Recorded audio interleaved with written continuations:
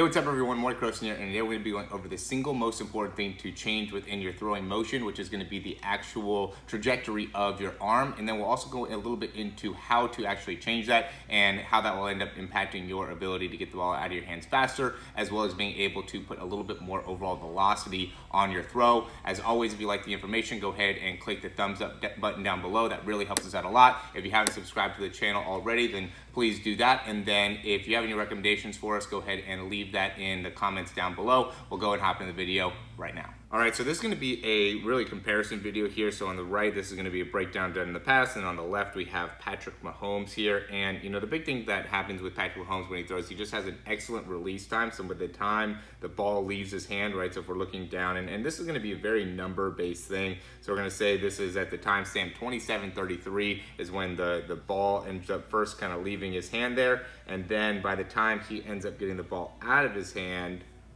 it's going to be at 27:63, right? So that ends up being about a 0.3 time period of his overall release. So I measure it from the time the ball leaves the hand to the time the ball leaves the hand.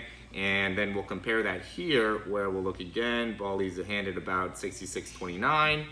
Okay, again, going by the timestamp down below, and then again leaves the hand at about 66:89. Right, so this is going to be double the amount of time from here to here, where we see that the release and just the overall motion of the arm can be improved. And so the first thing that I want to go into, and why I think Patrick Mahomes has such a strong arm overall, is going to be the stretch shortening cycle. So the stretch shortening cycle is going to be this initial time where he goes and loads back and has a good amount of force as he's bringing the arm back to be able to create a little bit of a stretch within the pec in comparison to here. Notice how there's just a longer period of time where this muscle ends up going through a stretch. If we're looking right at the pec, notice how long of a time period that is in comparison to that fast action where you see out of Patrick Mahomes, where he's really putting a good amount of stretch on that arm immediately. The next thing that is important is going to go into wrist supination. And so when we look at the wrist supination, it's going to be bringing the arm up and being able to turn the wrist and make it so the nose of the football gets to be facing straight ahead. So notice here how there's not really any wrist supination to get the ball to be facing straight ahead, where here we can see immediate wrist supination to make it so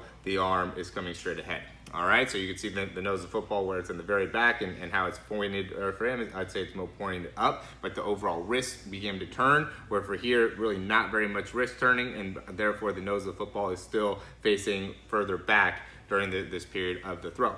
Next thing is going to be, you talk about the stretch shortening cycle. So the stretch is going to be on the pec, the shortening is going to be on the pec, and when we talk about the shortening of the pec, what that movement is called is horizontal adduction. So we're big about how to gain more ability to create horizontal adduction in the pec. So it's essentially bringing the elbow in towards the midline. So you can see this whole time is going to be horizontal adduction. Or notice here with the quarterback, we're really keeping the elbow back. We're not getting the elbow to come forward very much. It's going much more up and down, which is going to activate more of like the rotator cuff or the lats, in comparison to what Patrick Mahomes is doing, which he's putting a lot of focus on activating through the pecs as he's driving the arm through, which is going to be the most important part.